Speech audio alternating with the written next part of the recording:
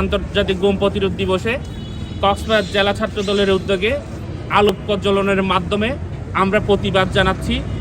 সারা বাংলাদেশে 2009 সাল থেকে আজ অবধি যত গুম হয়েছে, যত বিচার বহির্ভূত হত্যা হয়েছে, তাদের জন্য আমরা প্রতিবাদ জানাচ্ছি। আগে আমরা প্রতিবাদ 30শে আগস্ট যে আন্তর্জাতিক প্রতিবাদ কর্মসূচি হয়েছে, সেই আন্তর্জাতিক প্রতিবাদ কর্মসূচি আন্তর্জাতিকভাবে ঘোষিত হয়েছে।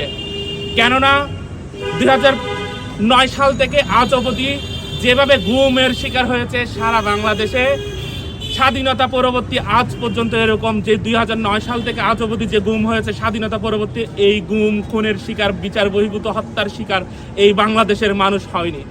সেই জন্য আন্তর্জাতিকভাবে 30শে আগস্ট আন্তর্জাতিক গুম প্রতিরোধ দিবস পালন করা হয়েছে।